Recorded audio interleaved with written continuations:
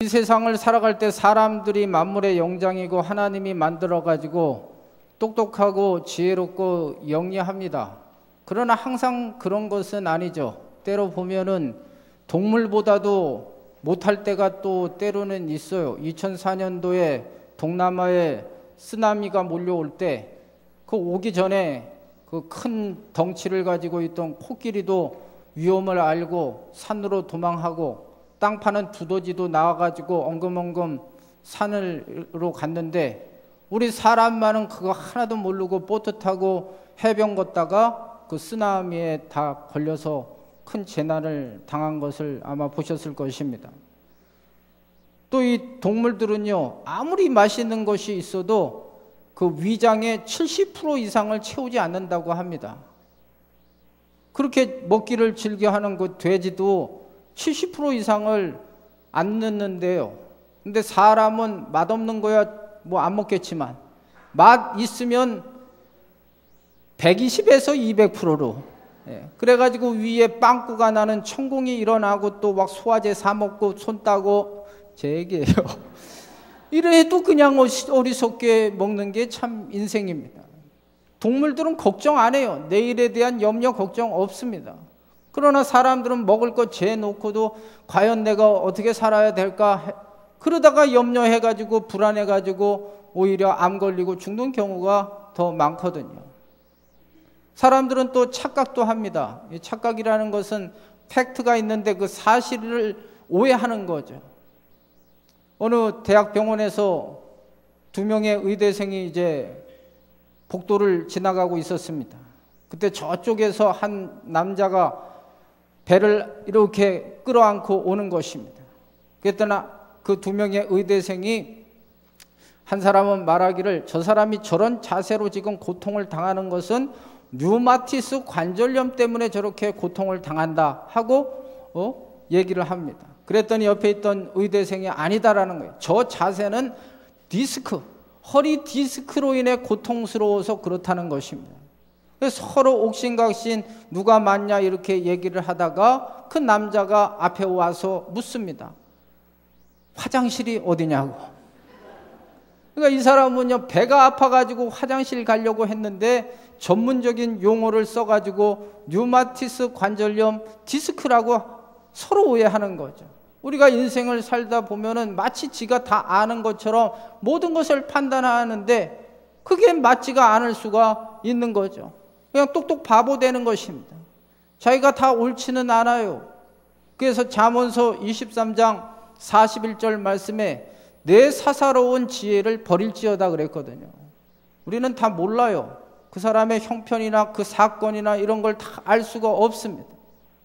여러분, 신앙생활이란 게 뭐죠? 신앙생활은 내 생각과 내 방법을 쫓지 않고 하나님 생각과 하나님의 방법을 따라가는 것이 신앙생활 아니겠어요? 미국의 유명한 16대 대통령 아브라함 링컨 때 그 노예 해방운동 때문에 남북이 전쟁을 했잖아요. 근데 생각보다 이 전쟁이 빨리 안 끝나서 아브라함 링컨이 하나님 앞에 그 집무실에서 하루에 2-3시간씩 피해 없이 빨리 끝나게 해달라고 그렇게 기도를 합니다. 그때 이제 장관들이나 그 수석들이 보고를 하려고 왔다가 대통령은 하여튼 기도할 때는 노터치예요. 절대 기도를 방해해서는 안 되니까 밖에서 기다리면서 자기들도 그래서 기도를 합니다. 대통령이 나오니까 장관이 얘기를 합니다. 저도 기도를 했습니다. 하나님께서 우리 편이 되어주셔서 이 전쟁에서 빨리 승리하도록 기도했습니다. 이렇게 말을 한 것입니다. 이때 아브라함 링컨이 이런 말을 했어요. 그렇게 기도하지 말라고. 하나님이 내 편이 되는 게 아니라 우리가 하나님 편에 서서 하나님의 뜻을 이루기 위해서 기도하라는 것입니다. 이게 잘 들어보면 완전히 말이 달라요. 주체가 다른 것입니다. 왜냐하면 이사야 55장 8절 9절에 보면 하나님의 생각과 우리 길은 달라요. 근데 하나님의 생각과 우리 길보다, 우리 생각과 우리 길보다 하나님의 생각과 하나님의 길이 훨씬 더 높다는 거죠. 이걸 인정하는 게 신앙생활이라는 것입니다. 오늘 열왕기하 5장 1절에서 14절을 봤습니다. 나아만 얘기입니다. 이 사람은 자기 생각과 자기 방법을 버리고 하나님 생각과 하나님의 방법을 쫓아서 수지 맞은 사람입니다. 이 사람에 대한 인포메이션이 여기 1절에 말씀하고 있습니다. 1절 한번 다시 읽어보겠어요. 시작.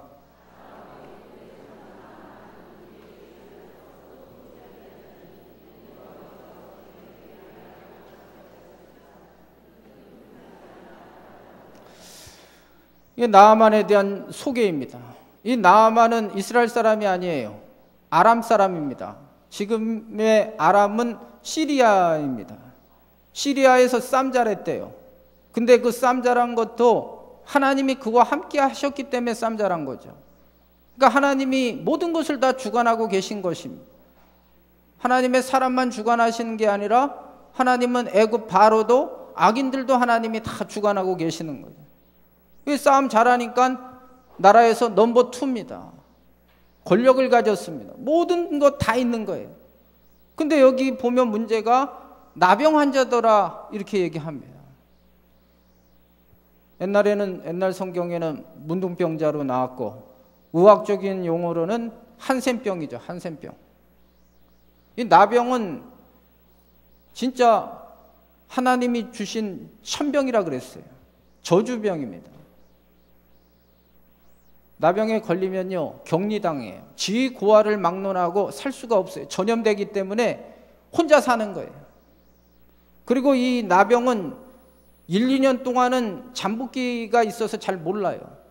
그러나 3년 후부터는 이게 이제 밖으로 표출됩니다. 아무리 잘생겼어도 나병 걸리면 얼굴이 안 되죠. 막 눈썹이 떨어지고 코가 문드러지고 사람의 신체를 변화시킵니다. 사람들에게 혐오감을 주는 거죠, 여러분. 손도 다, 손바닥도 끊어지고 발가락도 다 끊어지고. 아무리 군대 장관이고 넘버 2면 뭐 하겠습니까? 이 질병 앞에는 뭐 누릴 수 있는 게 하나도 없잖아요. 요즘 현대인들이 물론 육체적으로는 나병은 없지만 겉은 멀쩡한 것 같지만 사실 남모르는 고민과 상처와 아픔을 가지고 살아갑니다. 아마 이 2부 예배 드리는 분들도 정말 남한테는 말 못할 고민과 상처를 가지고 계실 거예요. 그럼 왜 성경이 이 얘기를 쓰고 있느냐? 여기서 우리는 하나님의 마음을 읽을 수가 있어요. 하나님은 우리가 나병처럼 고통스럽게 살기를 원하시지 않아요. 하나님은 우리가 치료되기를 원하세요, 여러분. 이 말씀을 이런 각도로 보셔야 됩니다. 그래야 나와 의미가 있는 것입니다. 나는 나병이 안 걸렸는데 무슨 소리야. 내가 이 자리에 앉아서 저 목사의 설교를 들을 필요가 없잖아. 여러분 나가셔도 돼요. 들을 필요가 없어요. 그러나 나의 삶에 남모르게 말할 수 없는 이런 것들이 있다면 이 말씀에 여러분들은 주목을 하셔야 돼요. 여기에 이렇게 써 있는 것은 이 나병이 고침받고 치료됐다는 게 중요한 거죠. 어떻게 하면은 우리 삶에 있는 남모르는 말 못하는 고민과 상처와 아픔을 치료할 수 있을까? 2절, 3절 보겠습니다. 2절, 3절 시작.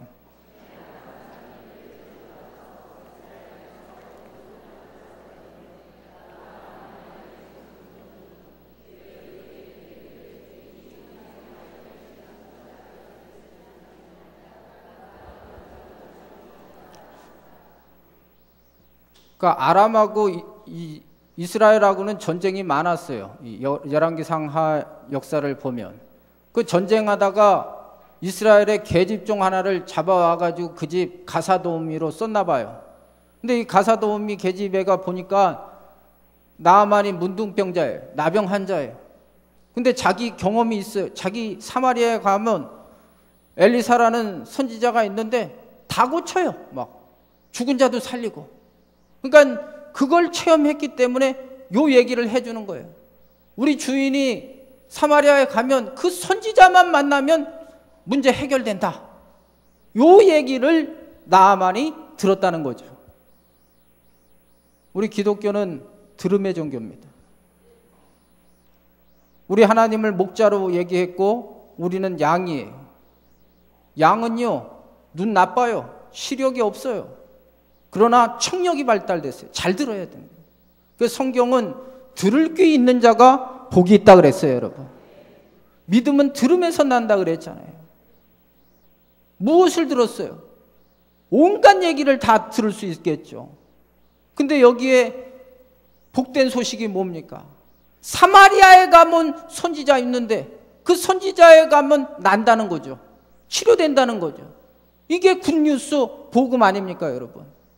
이 엘리사의 모형은 예수 그리스도거든요. 성경은 항상 여러분들이 창세부터 요한계시록 볼 때 다 예수님이 연결돼야 돼요. 그러니까 예수님은 우리의 구원자시고, 예수님은 나의 치료자가 되시고, 예수님은 나의 문제 해결자이시다.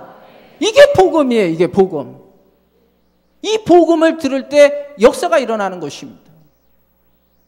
그럴 때 믿음이 생기고 소망이 생기는 거예요. 오늘 이 시간도 질병에 고통당하는 분 있습니까?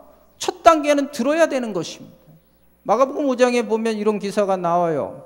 어떤 여인이 12회를 혈루증으로 앓습니다. 혈루증이라는 것은 여자가 하혈하는 것입니다.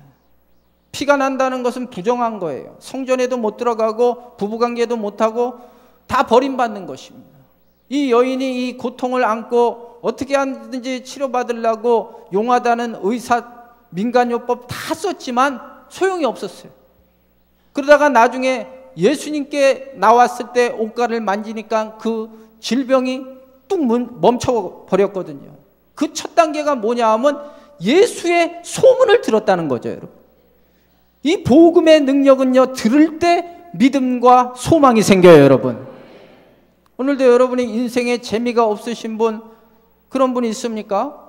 요한복음 4장에 보면 수가성의 여인 얘기가 나옵니다. 이 사람은 성적인 그런 쾌락을 쫓아가지고 살던 여인이에요. 그래, 이 남자도 한번 체인지하고 저 남자도 바꾸고 그래가지고 5번이나 남자를 바꿔봤지만 인생에 기쁨이 없는 거예요. 성이 기쁨을 주지를 못한 거예요. 누가복음 19장에 보면 삭개오라는 여리고의 세리장이 나옵니다. 세무서장이죠.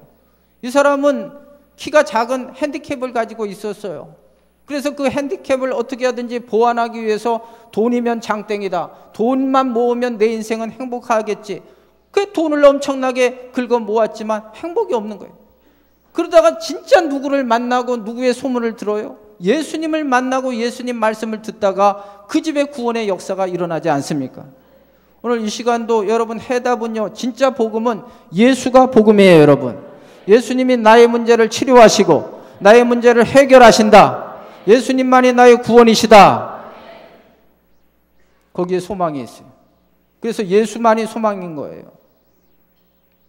근데 이 얘기를 나만이 하늘에서 뚝 떨어져서 하늘에서 소리가 들렸습니까? 아니잖아요.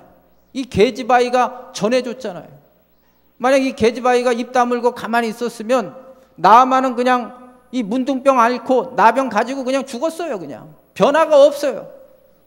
근데 이 아이가 자기가 경험하고 체험하고 그거를 얘기해 주는 거예요, 여러분. 그걸 듣고 나만이 어떤 반응을 보이든지 듣든지 말든지 그건 자유예요. 그 사람 자유란 말이죠. 그러나 하여튼 이 계집아이는 안타까운 마음을 가지고 복음을 얘기한 거예요. 선지자한테 가면 치료된다. 예수가 구원이다, 치료다. 이 얘기를 해준 거예요, 여러분. 그래서 성경은 로마서 10장 10절에서 13절에 보면 전하는 발이 아름답다 그랬어요. 우리 하나님은요, 우리 성도들이 여기 앉아 계시지만 그냥 혼자 예수를 독점하기를 원하시지 않아요. 여러분도 체험이 있고요, 여러분들이 경험이 있으면 그 사실을 지금도 나만처럼 죽어가는 많은 사람들에게 입을 열어서 전하기를 원하세요, 여러분. 디모데후서 4장 2절 말씀에 너는 때를 얻든지 못 얻든지 하나님 말씀을 전하라 그랬거든요. 근데요, 문제가 있어요. 안전하면 어떤 문제가 되느냐? 이 사실을 알고도 안전하면 에스겔서 33장 8절 9절 말씀에 보면은 그 사람은 못 들어서 그 사람이 망하고 지옥 가도 그걸 전하지 않은 그 사람에게서 내 핏값을 찾으리라 그랬거든요. 그러니까 우리가 먼저 예수 믿고 체험 먹고 기쁨을 얻은 것은 그냥 특권만 누리라고 주신 게 아니에요. 의무가 있는 거예요. 내가 먼저 예수 믿었다는 건 의무가 있는 거예요. 이 예수를 지금도 모르는 많은 사람들에게 전하라고 하는 의무가 있는 거예요, 여러분. 오늘 나아만이 이 소식을 듣고 파지티브하게 반응을 합니다. 그 이스라엘로 가게 되는 거예요. 먼저는 절차가 중요하잖아요. 자기 넘버원인 아람 왕한테 가가지고 자초지정을 얘기하고, 사마리아 가면 선지자 하나 있는데 그 난다 그랬는데 나 가고 싶어요. 그랬더니 왕이 글을 써줍니다. 이스라엘 왕한테 이거 갖다 주고 또 선물도 준비하고 금은 뭐 옷 10벌 준비해가지고 가라. 그래가지고 이스라엘 왕한테 가니까 이스라엘 왕은 옷을 찢어요. 왜 그러냐 하면 내가 어떻게 이 나병 자를 고치냐 이거죠. 내가 하나님이냐 이거죠. 이게 분명히 꼼수가 있다는 거죠. 이걸 통해서 우리나라를 침입하기 위한 트집 잡는 거 아니냐 하고 막 열받아 있을 때 이 소식을 들은 엘리사가 그 나아만 나한테 보내셔. 그래서 나아만이 그 엘리사의 집 앞에 가게 됩니다. 그랬더니 엘리사가 어떤 반응을 보이냐 하면 10절이에요. 10절 말씀 시작.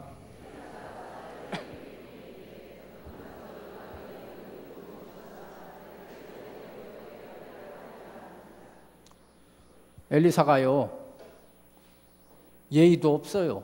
이 성경을 보면서.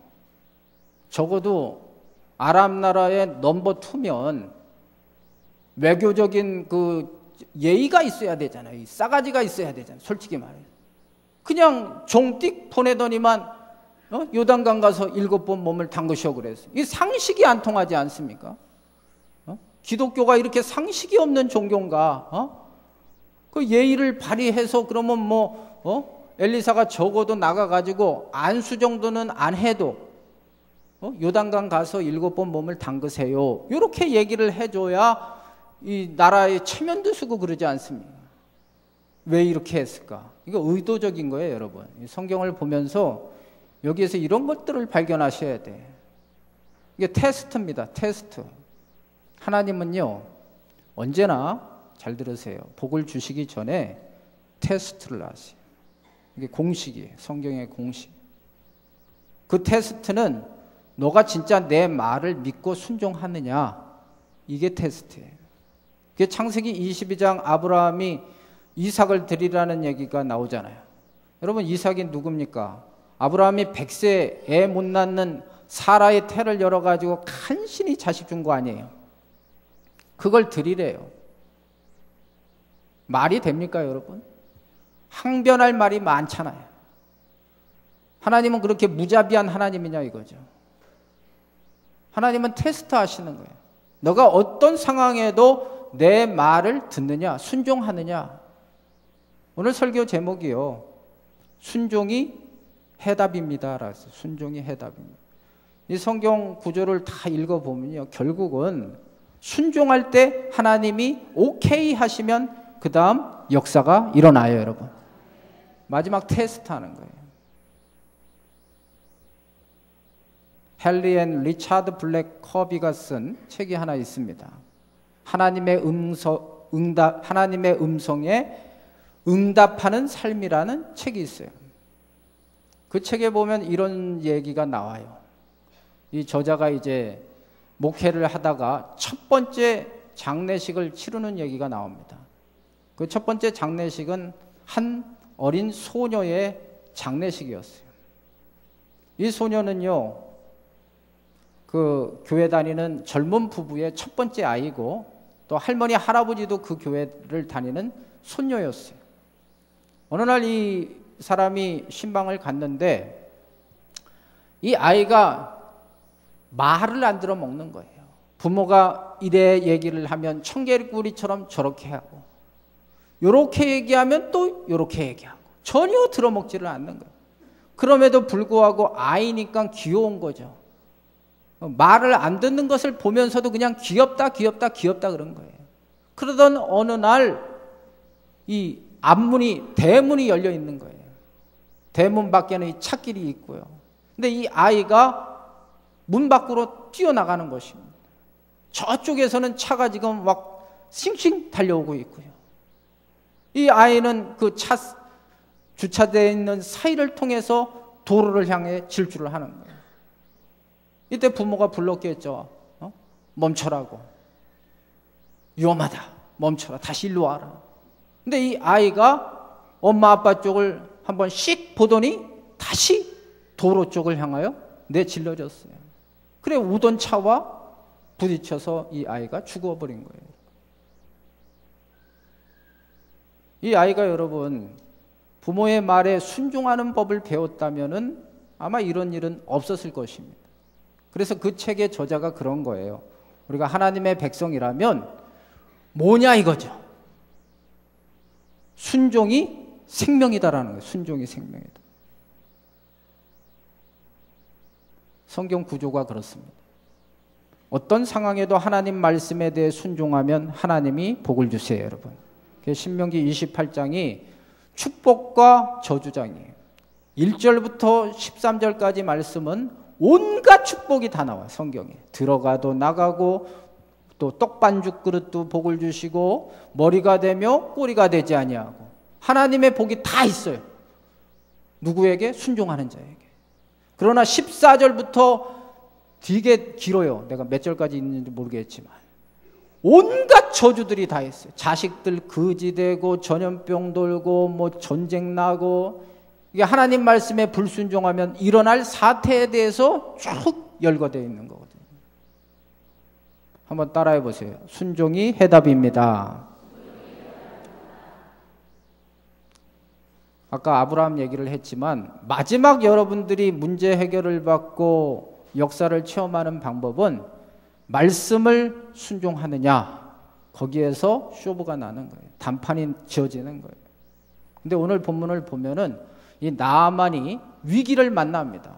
순종치 못하고 그냥 갈 뻔했어요. 이 말씀을 통해서 우리의 삶에 하나님 말씀에 순종치 못하게 하는 게 뭐가 있느냐를 체크하실 필요가 있어요. 여기 한번 11절 볼까요? 11절 말씀 시작.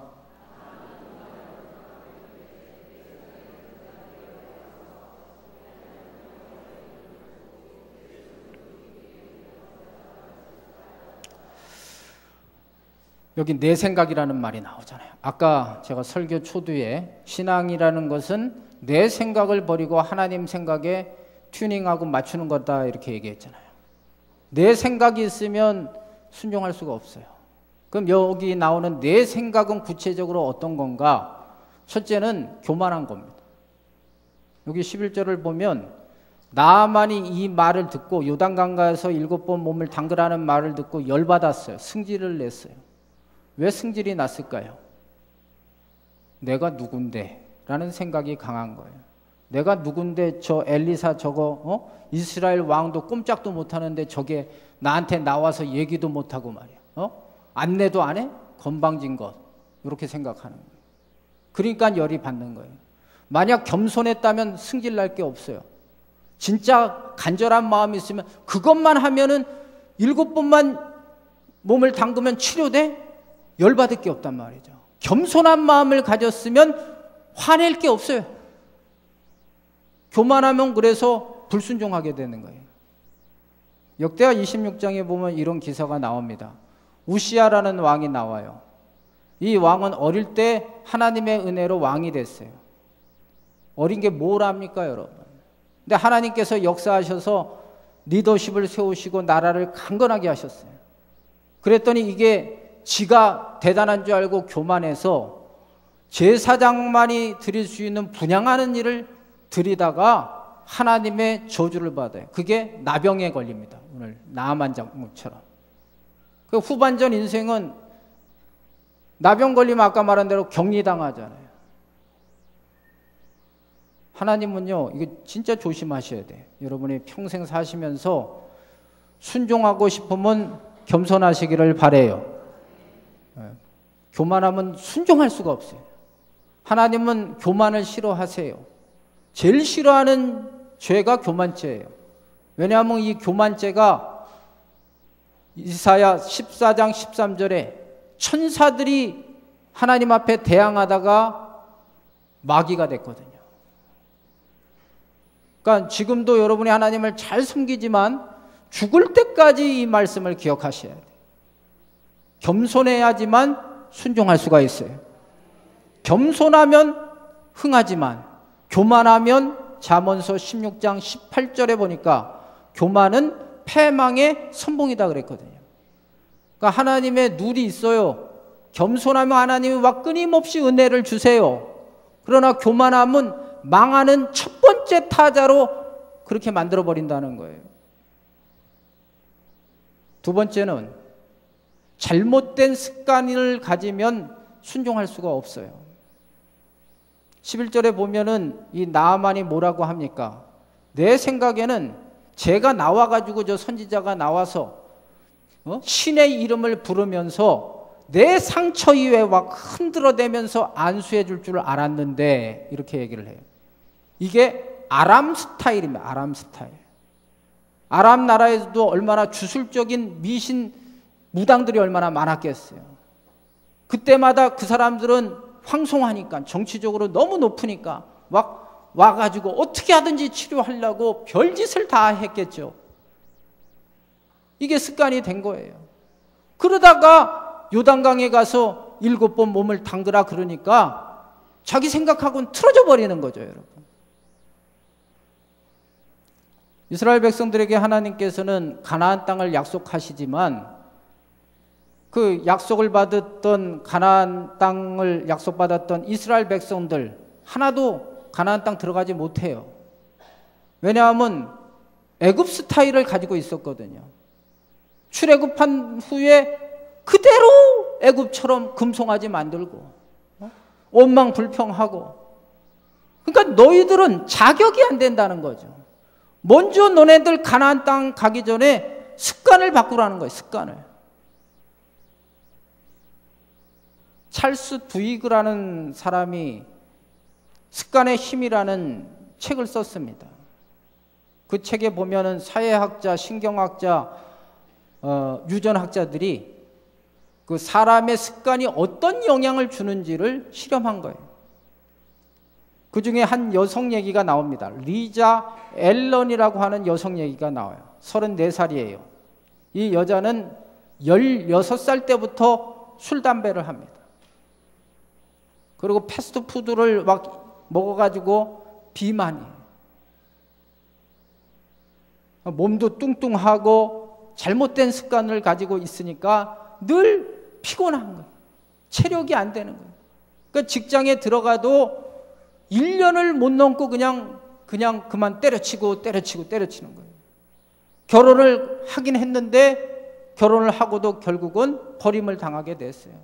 4개월 동안 슬픔에 젖어 울다가 생각한 것이 마지막 내 이제 돈을 가지고 이집트 피라미드를 한번 구경해 보겠다. 이런 마음을 가지고 이집트로 가게 됩니다.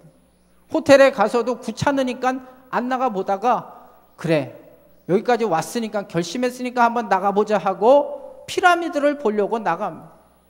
그랬더니 그 피라미드와 함께 쫙 펼쳐져 있는 사막을 보면서 이런 마음이 생겼어요. 한번 저 먼 데까지 한번 걸어가 봤으면 좋겠다. 근데 몸 상태를 보면 비만하지, 술, 담배로 인해서 건강은 안 되지, 숨은 차지, 걸어갈 수가 없는 거예요. 그래서 생각한 것이 1년 후에 다시 와서 그러면 걸어가야겠다 하고 목표를 세웠어요. 그래서 다시 돌아와서 이제 내가 건강을 먼저 회복해야 되겠다. 담배를 끊었습니다. 담배를 끊으니까 처음에는 힘들었지만 몸이 가벼워지고 숨쉬기가 편해진 거예요. 걷다가 조깅을 하고 몸을 관리합니다. 몸이 좋아지니까 직장에 들어갔어요. 전에는 1년도 못 다닌 직장을 4년 이상 다니게 되고 거기에서 또 좋은 남자를 만나서 결혼을 하게 됩니다. 그래서 이 학자들이 이 사람의 삶을 비교한 거예요. 완전히 달라졌잖아요. 특별히 이제 이 뇌의 상태를 조사하는 기계를 설치해서 어떻게 이 여자가 이렇게 삶이 달라졌을까? 그랬더니 처음 그 잘못된 습관을 가졌을 때 그것이 뇌에 이제 지도가 그려지는 거죠. 그게 새겨지는 거죠. 새겨지는 거. 그런데 이 리사가 담배를 끊고 새로운 습관을 만드니까 그 뇌에 다른 지도가 그려진 거예요. 근데 그 다음에 그려진 그 지도가 이 나쁜 습관을 제어하게 되므로 이 여자의 삶이 바뀌어졌다는 거죠. 습관을 바꿔야 인생이 바뀌어져요, 여러분. 습관이 달라지지 않으면 인생은 달라지지 않습니다. 우리가 하나님의 백성답게 살고 하나님의 축복을 받는 방법이 무엇입니까? 하나님 기뻐하시는 순종의 습관이 되시기를 바랍니다. 그러기 위해서는 제가 지난주 금요일 날 설교한 게 있어요. 디모데전서 4장 5절 하나님의 말씀과 기도로 거룩하여 지니라 그랬거든요. 그러니까 우리의 삶을 자꾸만 말씀을 대하고 기도함으로 하나님이 기뻐하시는 순종의 모드로 바꿔가셔야 돼. 그래야 우리의 삶이 하나님의 축복을 받을 수 있는, 하나님이 어떤 말씀을 하시든지 순종할 수 있는 순종의 사람으로 바뀌어질 줄로 믿습니다. 그러니까 첫 번째 습관을, 이 순종을 방해하는 것은요, 교만이고, 두 번째는 잘못된 습관, 세 번째 여기 한 가지 더 보겠어요. 12절 말씀 보겠어요. 시작.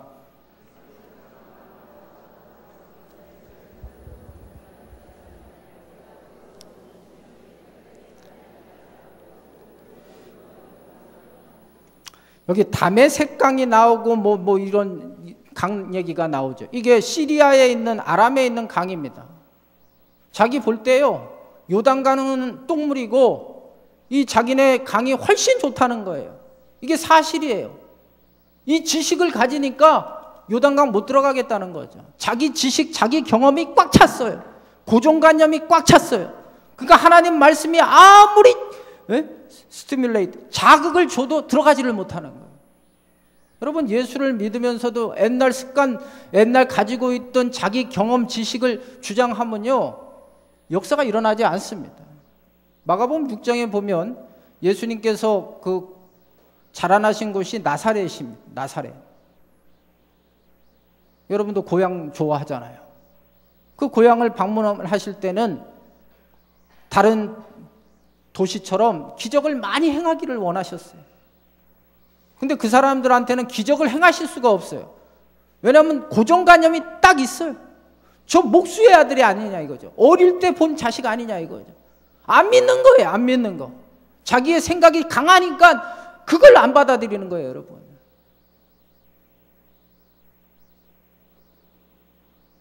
순종하지 못해요, 여러분.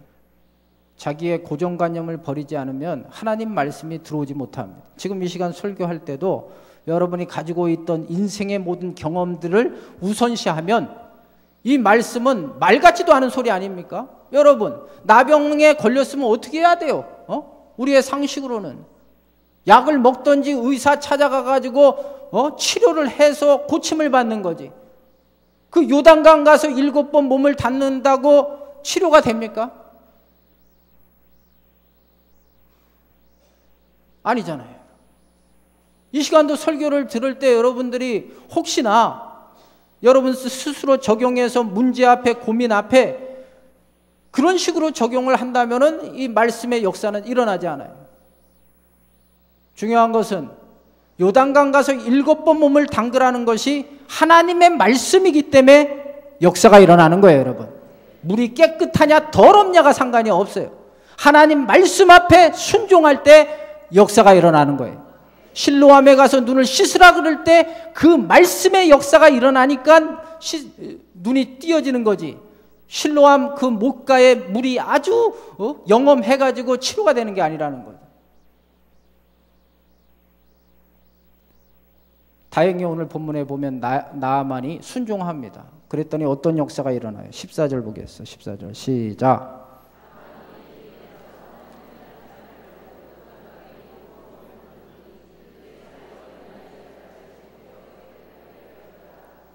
믿으시면 아멘 해보세요, 여러분. 이게 하나님 말씀입니다. 요단강이 능력이 있는 게 아니에요. 하나님 말씀 앞에 순종하니까 역사가 일어나는 거예요. 여러분은 이게 하나님의 말씀이면 말씀대로 해보시기를 바라요. 여기에 우리의 인생을 어떻게 살아야 되는지 다 써 있어요. 이대로 해보세요. 말씀대로 할 때 하나님이 그 말씀에 대해서 책임을 져주세요. 옛날 하나님이 아니에요. 히브리서 13장 8절 말씀에 예수 그리스도는 어제나 오늘이나 영원토록 동일하시다 그랬어요, 여러분. 우리 삶에 나만이 치료된 것처럼 하나님의 기적의 역사가 여러분 삶 한 분 한 분에게 오늘 이 말씀을 믿고 순종하는 분들에게 일어나기를 정말 정말 주의 이름으로 축복합니다. 믿음대로 될지어다. 우리 찬양하겠어요. 전능하신 나의 주 하나님이